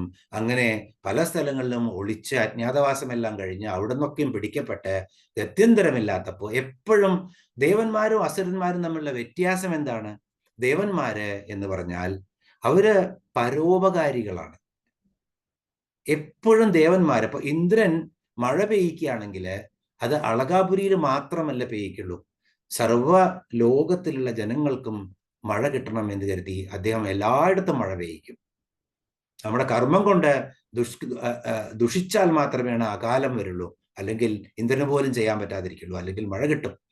അതുപോലെ തന്നെ പിന്നെ വരുണൻ അഗ്നി സ്വാഹയുടെ അടുപ്പിൽ മാത്രമല്ല, അടുക്കളയിൽ മാത്രമല്ല പ്രത്യക്ഷമാവുന്നുള്ളൂ. ഈ ലോകത്തെ എല്ലാം ദഹിപ്പിക്കാനും, ഈ ലോകത്തെ തിന്മകളെ മുഴുവൻ ദഹിപ്പിച്ചു കളയാനും, ശരീരബോധത്തെ നഷ്ടപ്പെടുത്താനും, എല്ലാവർക്കും പാചകം ചെയ്യാനും, അതുപോലെ തന്നെ യാഗശാലകളിൽ അഗ്നി ജ്വലിപ്പിക്കാനും, എല്ലാറ്റിനും അഗ്നി, എല്ലാവർക്കും വേണ്ടി അഗ്നിയുണ്ട്. ഇങ്ങനെ യമനെ നോക്കൂ, അവിടെ യമൻ സകലർക്കും ആ മൃത്യു, ഇങ്ങനെ ആ നമ്മളുടെ കർമ്മബന്ധനം അറ്റു കഴിഞ്ഞാൽ, പ്രാരാബ്ധം കഴിഞ്ഞാൽ നമ്മളെ എടുത്തുകൊണ്ടുപോകാൻ ആര് നിൽക്കും? നമുക്ക് യമൻ ഓടി നടക്കുകയാണ് അതിനു വേണ്ടിയിട്ട്. അപ്പൊ ഇവരൊക്കെ ചില സമയം കിട്ടുമ്പോൾ കുറച്ച് സുഖലോലുപരാണ്. ആ സുഖം അവര് വളരെ നന്നായിട്ട് ആസ്വദിക്കും. അതല്ലാതെ ഇവര് പരോപകാരികളാണ്.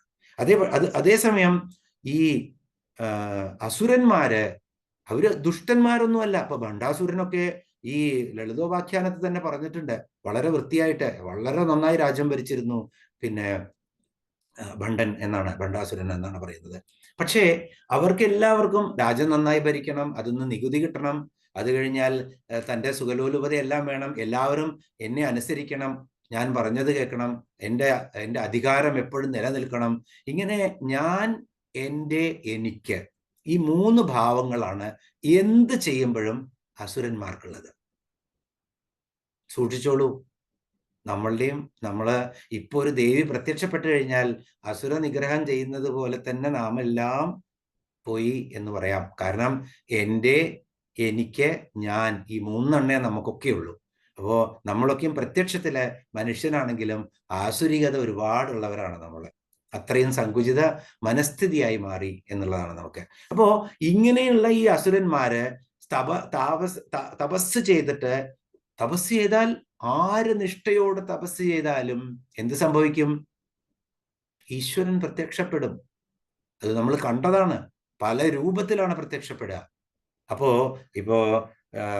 തുളസീദാസിന് ഒരു എന്താ പറയുക, ബാലന്റെ രൂപത്തിലാണ് ആദ്യമായിട്ട് ദർശനം കൊടുത്തത്. ഒരു സന്യാസി മുനികുമാരന്റെ രൂപത്തില് ശ്രീരാമൻ.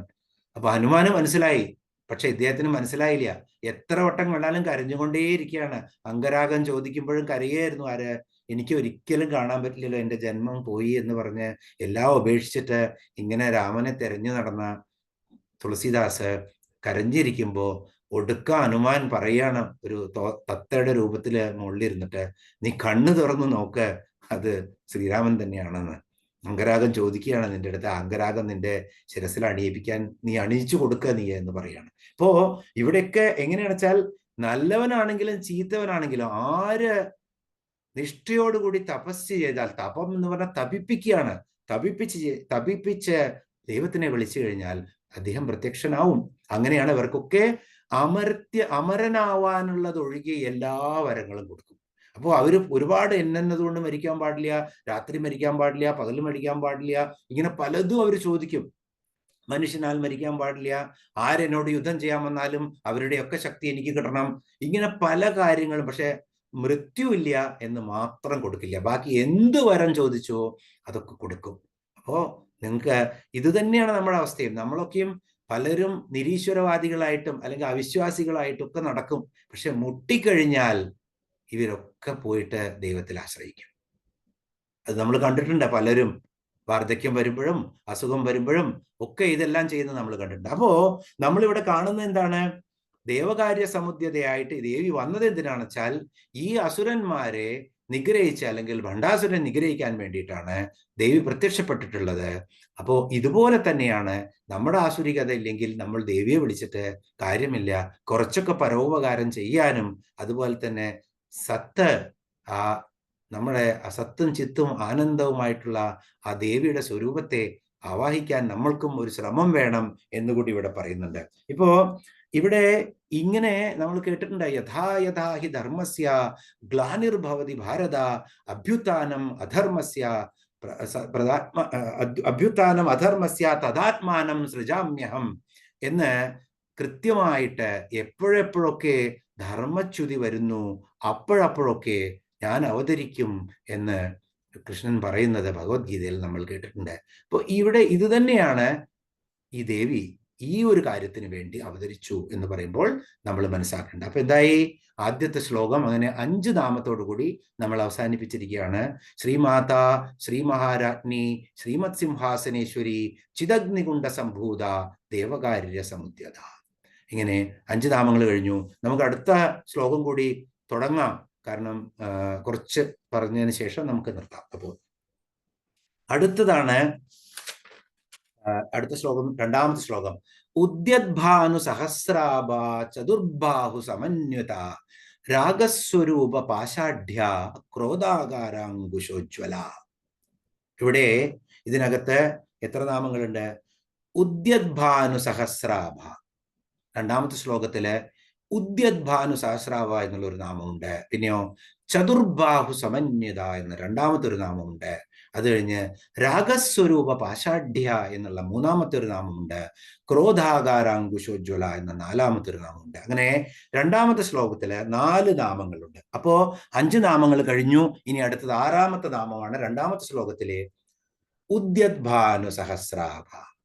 ഇവിടെയോ ഉദ്യദ്ഭാനു സഹസ്രാഭ, 1000 ഭാനുക്കൾ. ഭാനു എന്ന് പറഞ്ഞാൽ സൂര്യൻ ഇങ്ങനെ ഉദിച്ചുയരുന്ന പോലെ എത്ര പ്രഭയുണ്ടോ ആ അരുണപ്രഭയിലോട് കൂടിയാണ് ദേവി പ്രത്യക്ഷമാകുന്നത്. നോക്കൂ, ഒരു അരുണൻ രാവിലെ ഉദിച്ചു വരുമ്പോൾ നമുക്ക് അത് നോക്കാനുള്ള ശക്തി നമ്മളുടെ കണ്ണുകൾക്കില്ല. ഇവിടെ 1000 സൂര്യനാണ് ഉദിച്ചു വരുന്നത്. അപ്പൊ ആലോചിച്ച് നോക്കൂ, എത്ര പ്രഭാപൂരം തന്നെയായിരിക്കും ഇത്.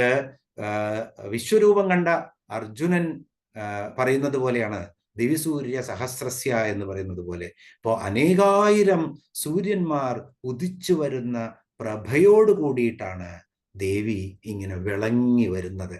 ഉദ്യദ്ഭാനു, ഉദിച്ചു വരുന്നത് എങ്ങനെയാണ്? ആ സൂര്യൻ, ആയിരക്കണക്കിന് സൂര്യന്മാർ ഉദിച്ചു വരുന്ന പ്രഭയോട് കൂടിയിട്ടുള്ള ആളായ ദേവി എന്നാണ് ഉദ്യദ്ഭാനു സഹസ്രാഭ എന്നുള്ളതിന്റെ അർത്ഥം. അപ്പോ ഇവിടെ നഗ്ന നേത്രം കൊണ്ട് ഇതിനെ നമുക്ക് കാണാൻ പറ്റുമോ? ആലോചിച്ച് നോക്കൂ, പറ്റില്ല. കാരണം ഒരു സൂര്യനെ നോക്കാൻ നമ്മൾക്ക് പറ്റാത്ത അവസ്ഥയില് 1000 സൂര്യന്മാർ വരുന്ന ഒരു അവസ്ഥയിൽ നമ്മൾ എങ്ങനെ ഇത് കാണാൻ പറ്റും? അതുകൊണ്ടാണ് നമ്മൾ പറഞ്ഞത് ആ അരുണാഭയെ ഈ ഹൃദയത്തിൽ വെക്കൂ. ആ അരുണാഭ നമ്മുടെ ഹൃദയത്തില് ഉൾക്കണ്ണുകൊണ്ട് കാണൂ എന്നാണ്. അപ്പോ ഈ നഗ്ന നേത്രങ്ങളെ കൊണ്ടല്ല നമ്മൾ ദേവിയെ കാണേണ്ടത്, നമ്മുടെ ഉൾക്കണ്ണുകൊണ്ടാണ് കാണേണ്ടത്. നമ്മൾ കണ്ടു ശ്രീ ഗുരു ചരണ സരോജരജ നിജമനുമുഖുര സുഖധാരി എന്ന് വെച്ച് കഴിഞ്ഞാൽ ശ്രീ ഗുരു ചരണം, ശ്രീ ഗുരുവിന്റെ ചരണം ഇങ്ങനെ പൊടി, എൻ്റെ മനോമുകുരത്തിലെ പൊടിയെല്ലാം തട്ടിക്കളഞ്ഞ് അങ്ങനെ ആ രഘുവരനെ കാണാൻ അല്ലെങ്കിൽ രഘുവരനെ കീർത്തിക്കാനുള്ള ആ ഉൾക്കണ്ണ എനിക്ക് തരൂ എന്നാണ് പ്രാർത്ഥിക്കുന്നത് ഇവിടെ ഹനുമാൻ ചാലീസയുടെ ശ്ലോകത്തിൽ. അതേപോലെ തന്നെയാണ് ഇവിടെ പറയുന്നത്. ഇതേ ആ ഉൾക്കണ്ണുകൊണ്ട് നമ്മൾക്ക് എന്ത് ഭംഗിയായിരിക്കും, അല്ലെങ്കിൽ നമുക്ക് എങ്ങനെ സങ്കല്പിക്കാൻ പറ്റും? പക്ഷെ നമ്മുടെ കണ്ണുകൊണ്ട് നമുക്ക് ആ വിശ്വരൂപിണിയായിട്ട് ഉദിച്ചുയരുന്ന ആ ദേവിയുടെ പ്രഭ നമ്മുടെ ഹൃദയത്തിൽ നമ്മൾക്ക് എത്തിക്കാം. അത് ചെയ്തു കഴിയുമ്പോഴാണ് അതിൻ്റെ ആ ഭംഗി നമ്മൾക്കറിയുന്നത്, ആ മഹത്വം നമ്മൾക്കറിയുന്നത്. അപ്പോൾ നമ്മൾ പലപ്പോഴും നമുക്ക് ഈ അകക്കണ്ണില്ലാതെ ഒന്നും കാണാൻ പറ്റില്ല എന്നുള്ളത് നമ്മൾക്ക് അടുത്ത ശ്ലോകങ്ങളിൽ നമ്മൾക്ക് പറയുമ്പോൾ നമ്മൾ വിവരിക്കാം. ഇത് കഴിഞ്ഞാലോ ഉദ്യത് ഭാനു സഹസ്രാഭ എന്നുള്ള 6ാമത്തെ ശ്ലോകം കഴിഞ്ഞാൽ പിന്നെ 7ാമത്തെ ശ്ലോകമാണ് ചതുർബാഹു സമന്വിത. ചതുർബാഹു സമന്വിത, ഇവിടെ 4 കൈകളുള്ള ദേവിയാണ്. അപ്പൊ ദേവി ഇങ്ങനെ ആ ചിദഗ്നികുണ്ഡത്തിൽ നിന്നും ഉദിച്ചു വരുമ്പോൾ എന്താണ് കാണുന്നത്? നമ്മുടെ ചിത്തിൽ നിന്നും വരുന്ന ദേവിയെ നമ്മൾ ആദ്യം കാണുന്നത് കൈകളാണ്. അപ്പോൾ എന്തുകൊണ്ടാണ് കൈകൾ ഇവിടെ ആദ്യം കാണുന്നത്? കൈകൾ കാണാൻ കാരണം എന്തെന്ന് വെച്ച് കഴിഞ്ഞാൽ ഈ ജഗജ്ജനനിയായ ദേവിയാണ് ഈ ലോകത്തെ മുഴുവൻ പരിപാലിക്കുന്നത്. ഈ ബ്രഹ്മാണ്ടത്തെ മുഴുവൻ തൻ്റെ നിയന്ത്രണത്തിൽ എല്ലാം ഇങ്ങനെ കൃത്യതയോടുകൂടി ചലിപ്പിക്കുന്നത് ഈ ദേവി തന്നെയാണ്. അപ്പോ നമ്മളൊന്ന് ആലോചിച്ച് നോക്കൂ, ഈ ദേവിയുടെ കൈകളാണ് കർമ്മത്തിന്റെ ഏറ്റവും വലിയ ദൃഷ്ടാന്തമാണ് കൈകൾ. അതുകൊണ്ടാണ് ദേവിയുടെ കൈകളെ ആദ്യം വാഗ്ദേവതകളായ വശിന്യാദി വാഗ്ദേവതകൾ വർണ്ണിക്കുന്നത്. അപ്പൊ എന്താണ് വർണ്ണിക്കുന്നത് ഇവിടെ? ചതുർബാഹു സമന്വിത, 4 കൈകളുണ്ട് ദേവിയുടെ. ഉദ്യദ്ഭാനു സഹസ്രാഭ ചതുർബാഹു സമന്വിത, 4 കൈകളുണ്ട് ദേവിക്ക്. ഇനിയോ രാഗസ്വരൂപ പാഷാഢ്യ ക്രോധാകാരാങ്കുശോജ്വല. അപ്പോ ഈ 4 നമ്മൾ ദേവിയുടെ ഈ രൂപം കാണുമ്പോൾ നമുക്ക് 2 തരത്തിൽ നമ്മൾ കാണാൻ ശ്രമിക്കണം. ശരിക്ക് ദേവിയുടെ 3 രൂപങ്ങളെങ്കിലും നമുക്ക് കാണാനുള്ള മൂന്നാമത്തെ രൂപം കാണാൻ പറ്റണേ എന്നാണ് ഈ സഹസ്രനാമം നമ്മൾ പഠിക്കുമ്പോൾ നമ്മുടെ മനസ്സിലുള്ളത്. നമ്മൾ സ്ഥൂല രൂപം കാണണം ദേവിയുടെ, അതാണ് ഇപ്പൊ നമ്മൾ കണ്ടുകൊണ്ടിരിക്കുന്നത്. സൂക്ഷ്മ രൂപവും നമ്മൾക്ക് കാണാൻ പറ്റണം. കുറച്ചുകൂടിയൊക്കെ പഠിക്കുമ്പോൾ നമ്മൾ ദേവിയുടെ സൂക്ഷ്മ രൂപത്തെ പറ്റി പഠിക്കുമ്പോൾ ആ രൂപവും നമ്മുടെ മനസ്സിൽ നമ്മൾക്ക് ധ്യാനിക്കാൻ പറ്റും. ഇനി അങ്ങോട്ട് പോകുകയാണെന്ന് വെച്ചാൽ സൂക്ഷ്മതര രൂപമുണ്ട്, അത് കഴിഞ്ഞാൽ സൂക്ഷ്മ തലരൂപമുണ്ട്, അത് കഴിഞ്ഞാലോ ശുദ്ധ ബ്രഹ്മരൂപമുണ്ട്. അപ്പൊ ഇങ്ങനെ 5 തരത്തില് ഈ ദേവിയെ നമുക്ക് ഉപാസിക്കാൻ പറ്റും. ആരെ ഉപാസിക്കുമ്പോഴും ഇങ്ങനെ 5 തലങ്ങളുണ്ട്. അതിലൊരെണ്ണം കുണ്ടലിനി രൂപത്തിലായി മാറും, അതുപോലെ തന്നെ പിന്നെ ശുദ്ധബ്രഹ്മ രൂപമായി മാറും. അപ്പൊ നമ്മളിവിടെ ഇപ്പൊ കാണുന്നത് സ്ഥൂല രൂപത്തിലുള്ള ദേവിയാണ്. അങ്ങനെ ഈ ഉദ്യദ്ഭാനു സഹസ്രാഭ ചതുർബാഹു സമന്വിത, 4 കൈകളിൽ എന്തൊക്കെയാണ്? രാഗസ്വരൂപ പാഷാഢ്യ. അപ്പൊ നേരത്തെ നമ്മൾ കരുണാതരംഗിതാക്ഷ്യം എന്ന് പറഞ്ഞപ്പോഴേ ധൃതപാശാങ്കുശ പുഷ്പബാണ ചാപ എന്ന് പറഞ്ഞു വെച്ചു. ഇവിടെ രാഗസ്വരൂപ പാഷാഢ്യ, വളരെ വിശദീകരിക്കേണ്ട ഒരു നാമമാണത്. ഈ ഏതാണ് രാഗസ്വരൂപ പാഷാഢ്യ എന്നുള്ള നാമം എത്രാമത്തെയാണ് വരുന്നത്? 8ാമത്തെ നാമമാണ് രാഗസ്വരൂപ പാഷാഢ്യ. ഇവിടെ ഒരു കയ്യില് ഒരു കുരുക്കുള്ള പാശം ധരിച്ചിരിക്കുകയാണ്. എന്താണ് ആ പാശം? രാഗസ്വരൂപമായ പാശമാണ്. രാഗസ്വരൂപം എന്ന് പറഞ്ഞാൽ ഈ ലോകത്തെ മുഴുവൻ ബന്ധിപ്പിക്കുന്നത്. ബന്ധനം 2 തരത്തിലുണ്ട്. ഇവിടെ നമ്മൾ നല്ല രീതിയിലുള്ള രാഗമാണ് പറയുന്നത്. ശരിക്ക് രാഗം എന്ന് പറഞ്ഞു കഴിഞ്ഞാൽ നമ്മളുടെ 5 ക്ലേശങ്ങളിൽ ഒന്നാണ് രാഗം എന്ന് നമുക്കറിയാം. അവിദ്യ, അസ്മിത, രാഗം, അത് കഴിഞ്ഞ ദ്വേഷം, അഭിനിവേശം, ഇങ്ങനെ 5 ക്ലേശങ്ങളുണ്ട്. നമ്മൾ ഹനുമാൻ ചാലീസയിൽ പഠിച്ചു. പക്ഷെ ഇവിടെ നമ്മൾ രാഗം എന്ന് പറഞ്ഞാൽ അനുരാഗം എന്ന അർത്ഥം ഇപ്പൊ നമുക്ക് ആദ്യമായി എടുക്കാം. അപ്പൊ ആ അനുരാഗത്തിൽ എല്ലാവരെയും ബന്ധിപ്പിക്കുന്ന ആ ഒരു പാശം, ആ സ്നേഹം ആണ് ദേവിയുടെ അടുത്ത് ഒരായുധം. ആ ആയുധം തന്നെ ദേവിക്ക് വേണമെങ്കിൽ ശിക്ഷ നടപ്പാക്കാൻ വേണ്ടി നമ്മുടെ മഹാബലിയൊക്കെ വരുണപാശം കൊണ്ട് കെട്ടിയിട്ടാൽ, വരുണപാശം എന്ന് പറഞ്ഞാൽ ഏറ്റവും പീഡ അനുഭവിക്കുന്ന ബന്ധനമാണെന്നാണ് പറയുന്നത്. അതുപോലത്തെ പാശം ദേവിയുടെ അടുത്തുണ്ട്. പക്ഷെ ഇവിടെ ആ അനുരാഗം കൊണ്ട് ആണ്, അറ്റാച്ച്മെന്റ് എന്ന് പറയാൻ നോക്കുക. ആ അനുരാഗം കൊണ്ട് ബന്ധിപ്പിക്കുകയാണ് ഇവിടെ ദേവി ചെയ്യുന്ന നമ്മളെ എല്ലാവരെയും. അപ്പോ അങ്ങനെ ആ അനുരാഗം കൊണ്ട് ബന്ധിപ്പിക്കുന്ന ആ രാഗപാശമാണ് ദേവിയുടെ ഒരു കയ്യില്. പിന്നെ മറ്റേ കയ്യിലോ രാഗസ്വരൂപ പാഷാഢ്യ ക്രോധാകാരാങ്കുശോജ്വല. ദേവിയുടെ കയ്യില് ഒരു അങ്കുശമുണ്ട്, ഒരു തോട്ടിയുണ്ട്. ആനയെ നിയന്ത്രിക്കുന്നതാണ് പൊതുവെ തോട്ടി. കുളത്തുള്ള ഹുക്കാണ്, പാപ്പാൻ ആനയെ നിയന്ത്രിക്കാൻ ഉപയോഗിക്കുന്നതാണ്. ക്രോധാകാരാങ്കുശോജ്വല, ക്രോധരൂപമുള്ളതാണ് ആ അങ്കുശം. അപ്പോ എന്താണ് ക്രോധം? ഈ രാഗം നമ്മളെ അടുപ്പിക്കുമ്പോൾ ക്രോധം നമ്മളെ അകറ്റുന്നു. അപ്പോ ദേവി നമ്മളെ അടുപ്പിക്കുന്നത് നമ്മൾ സത്കർമ്മങ്ങൾ ചെയ്യുമ്പോൾ, സ്നേഹസമ്പന്നരാകുമ്പോൾ നമ്മൾ അടുത്തു പോകുന്നു. അതുപോലെ തന്നെ നമ്മളെ ദൂരത്താക്കുന്നതും, നമ്മളുടെ അഭിപ്രായ വ്യത്യാസം വന്ന് നമ്മളെ ദൂരത്താക്കുന്നതും ഈ ദേവി തന്നെയാണ്. നമ്മുടെ രാഗവും അതുപോലെ തന്നെ ദ്വേഷവും നമുക്ക് ഉണ്ടാക്കി തരുന്നത് ദേവി തന്നെയാണ്. അല്ലെങ്കിൽ ദേവിയാകുന്ന ആ സ്വരൂപത്തിനെ ശരിയായ രീതിയിൽ മനസ്സിലാക്കാത്തപ്പോൾ, അല്ലെങ്കിൽ ദേവിയെ നമ്മൾ മനസ്സിലാക്കാതെ നമ്മൾക്ക് പോലെ നമ്മൾ ഇഷ്ടം പോലെ ചലിക്കുമ്പോഴാണ് ഈ രാഗം നമ്മളെ ഇങ്ങനെ അകറ്റുന്ന ദ്വേഷമായി മാറുന്നത്, അങ്കുശമായി മാറുന്നത്, തോട്ടിയായി മാറുന്നത്. അപ്പോ ഇവിടെ രാഗസ്വരൂപമായിട്ടുള്ള ആ പാശവും ക്രോധം വരുമ്പോൾ ഉപയോഗിക്കാൻ പറ്റുന്ന, അല്ലെങ്കിൽ ക്രോധമായിട്ടുള്ള ആ അങ്കുശം, ക്രോധത്തിന്റെ രൂപത്തോടു കൂടിയ അങ്കുശവും ദേവി ധരിച്ചിരിക്കുന്നു എന്ന് പറയുന്നു. ഇത് പറഞ്ഞ് നമുക്കിവിടെ നിർത്താം. കാരണം ഈ ശ്ലോകം ഒരുപാട് നമ്മൾക്ക് വിശദീകരിക്കേണ്ടതാണ്. അത് നമുക്ക് അടുത്ത ക്ലാസ്സിലാവാം. എല്ലാവർക്കും ഒരിക്കൽ കൂടി നമസ്കാരം പറയുന്നു. അതുപോലെ തന്നെ ജഗദംബിക എന്നും നമ്മുടെ ഉള്ളിലെല്ലാം വാഴട്ടെ എന്ന് പ്രാർത്ഥിച്ചുകൊണ്ട് ശ്രീമാത്രേ നമഃ. സർവമംഗളമാംഗല്യേ ശിവേ സർവാർത്ഥ സാധികേ ശരണ്യേ ത്രംബകേ ഗൗരി നാരായണീ നമോസ്തുതേ. ആ പാദങ്ങളിലെല്ലാം അർപ്പിച്ചുകൊണ്ട് നമുക്ക് സമാപിക്കാം. തിരുമേനി